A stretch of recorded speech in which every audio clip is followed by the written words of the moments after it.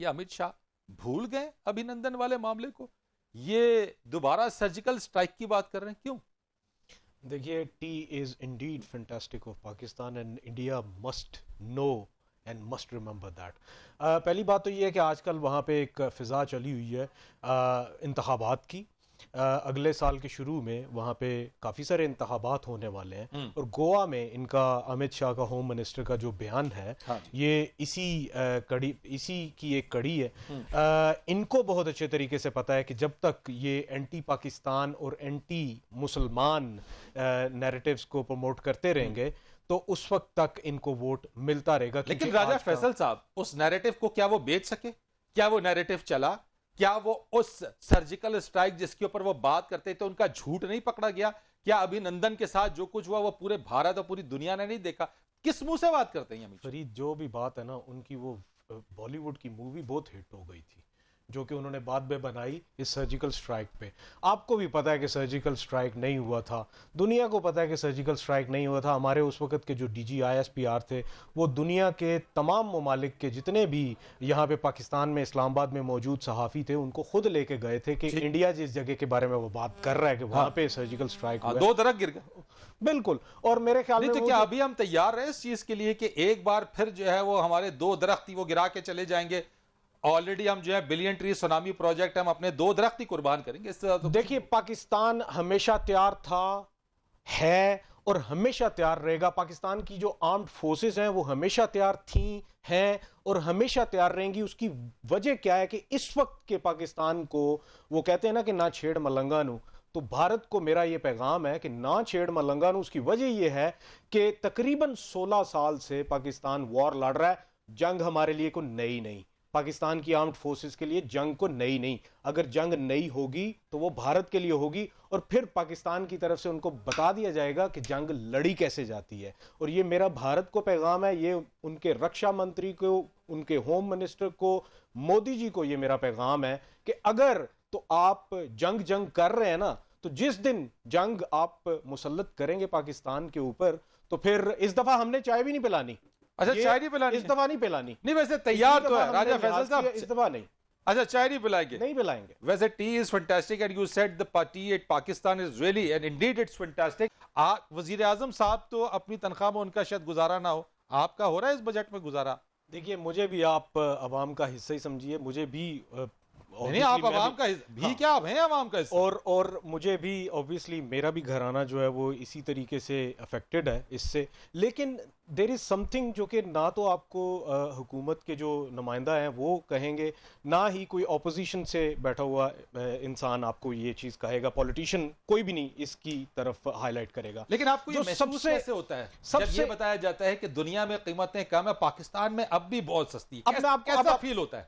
मुझे रीजन पता है, इस वजह से मैं जरा खामोशी इख्तियार कर लेता हूं। रीजन सबसे बड़ी ये है कि इस वक्त का पाकिस्तान, आज का पाकिस्तान इस तनाजुर में कि खित्ते में जो तब्दीलियां हो रही हैं, खित्ते में भारत को अमेरिका ने अपनी फ्रंटलाइन बनाया हुआ अगेंस्ट चाइना, चाइना के खिलाफ जो महाज बना रहा है साउथ चाइना सी में, ईस्ट चाइना सी में, वो सबको पता है उसके बारे में।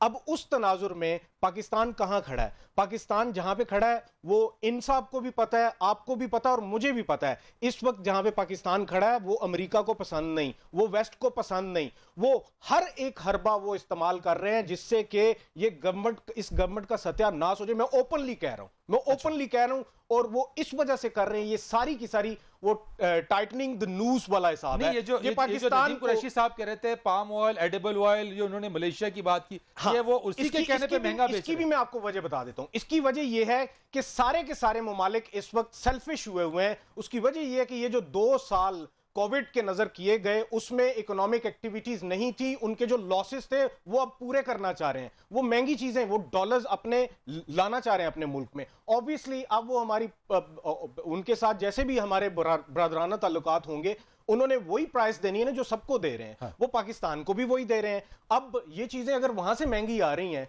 तो अब अवाम को भी इसमें चाहिए कि अवाम को समझ होनी चाहिए। जो इंडिजिनस जो चीजें हैं, आटा तो हम किसी और जगह से नहीं ले रहे, जो यहाँ की जो पैदावार है वो तो सस्ती हो सकती है ना। चीनी, शुगर मिल माफिया, आज तक उसके जो परपेट्रेटर्स हैं उनके गिर्द कोई घेरा तंग नहीं हो सका। घेरा तंग होना चाहिए। हर एक काम जो कि पेंडिंग है उसमें ऑब्वियसली वो होना चाहिए, लेकिन एक ब्रॉडर पर्सपेक्टिव में अगर आप चीजों को देखेंगे तो इस वक्त पाकिस्तान जिन हालात से गुजर रहा है, पाकिस्तान के ऊपर बहुत ज्यादा डिप्लोमेटिक प्रेशर है। और ये जो IMF होते हैं, ये जो FATF होता है, ये जो GSP प्लस होते हैं, ये सब की सब लटकती तलवारें होती हैं जो कि आपके यहां आपकी फॉरेन पॉलिसी को, ताकि आप अपनी फॉरेन पॉलिसी अपने तई डिजाइन ना कर सकें, अपने फैसले खुद ना कर सकें, ये वो असरअंदाज होना चाहते हैं। और इस वक्त पाकिस्तान में जो हुकूमत बैठी है वो असरअंदाज होने नहीं दे रही।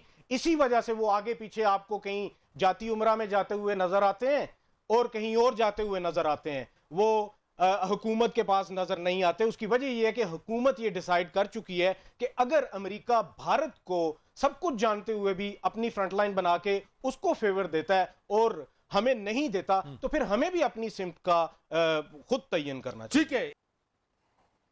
देखिए, पहली बात तो ये है कि इमरान खान के सिर्फ 300 कनाल का घर नहीं है। आप उनके शौक देखें। एक उनका घर 7 कनाल 8 मरले का लाहौर में है, जो अरबों की प्रॉपर्टी है। उसके बाद उनकी 12 जायदादें और हैं। 14 जायदादें रखते हैं हमारे वजीर आजम, जो गरीबों की बात करते हैं। और 14 जायदादें आज तक उन्होंने ना शौकत खानम को दी हैं, ना उन्होंने नमल यूनिवर्सिटी को दी हैं। वो उन्होंने अपने पास रखी हुई है। Right sir, right sir. Elite का हिस्सा है। Right sir. राजा फैसल साहब कंक्लूडिंग के बाद हमारी पार्टी आई है। जवाब साहब, एक भी प्रॉपर्टी वजीर आजम बनने के बाद नहीं बनाई सर। मैं राजा फैसल साहब पॉलिटिक्स से पहले की है। राजा फैसल साहब, अगर मी बीइंग जो कि पार्टी से नहीं हूं, अगर देखा जाए ऑब्वियसली बनी गाला वाला घर, तो मेरे एक बहुत ही अच्छे दोस्त हैं जो कि बनी गाला से हैं। उन्होंने मुझे एक दफा कहा था, कहता है कि यार खुदा का अल्लाह का लाख लाख शुक्र है कि इमरान खान ने ये सोचा कि हमारे यहाँ आके जगह लेके बनवाई, अदरवाइज हमें तो कोई पूछता भी नहीं था, यहाँ पे तो जाने की रोड भी नहीं थी। उस वक्त के जिस वक्त इमरान खान ने वो जगह खरीदी थी, वो कोड़ियों के दामों खरीदी थी, क्योंकि वो शहर से बाहर रहना चाहते थे। लेकिन आज वहां पे जाके रेट्स चेक करें, अब आके उस जगह की वैल्यू वाकई बहुत ज्यादा होगी है, लेकिन उस वक्त वो कम थी। अगर लाहौर के घरों का देखा जाए तो वो तो सारे के सारे इनके फैमिली हाउसेस थे, खुद इन्होंने वहां पे कुछ नहीं बनाया। बाकी ये वाला जो बनाया तो ये उस वक्त बनाया कि जिस वक्त के प्राइसेस बहुत कम थी, और वहां पे तो सारे लोग इनको दुआएं देते हैं कि इनकी वजह से उनकी जमीन की प्राइसेस बढ़ गई। राजा फैसल और नदीम कुरैशी साहब ने जो बात कही, आप इस क्या समझते हैं? क्या वाकई ये कोई इकोनॉमिक जो फिनोमेना है जिसका तस्करा किया गया है, या फिर जो इंटरनेशनल प्रेशर कोविड के बाद पैदा होने वाली सूरत हाल की वो ममालिक अब महंगे दामों चीजें बेच रहे हैं जो पाकिस्तान को लेनी पड़ रही है, या फिर ये हुकूमती नाअहली आप इसको समझते हैं कि मैनेज सही तरीके से नहीं हो पा रहा? क्योंकि गुज़िश्ता दिनों हमने देखा, और अब भी इस्लामाबाद के हलकों के अंदर जो खबर, जो अफवाह गर्दिश करती रही एक हसास तैनाती के मामले के ऊपर, तो किस तरह से आप देखते हैं इसको? देखिए, मेरे ख्याल में तो ये रियासती बहरान है इस वक्त जो भी है, और ये इसका जो असल जो रीज़न है वो मुआशी बहरान है। मुआशी बहरान जब होता है तो हर चीज़ ख़राब होना शुरू हो जाती है। वो कहते हैं ना, आप इकट्ठे चल रहे हों, सबके जेब में पैसे हों, खाना पीना सब कर सकते हों, तो लोग इंजॉय करते हैं। लेकिन जब आप इकट्ठे जा रहे हों और पैसे किसी के पास ना हो, तो लड़ाई भी होती है, गुस्सा भी आता है, बड़ा कुछ होता है। तो इस वक्त मुल्क में जो भी हिस्सेदारी है, जिसकी भी है, उन सबको प्रॉब्लम पड़ी हुई है। और जो गरीब आदमी, उसके मसाइल जो है वो हल नहीं हो रहे। अब लोग आपस में टकरे मार रहे हैं, सारी पार्टीज आपस में टकरे मार रही हैं।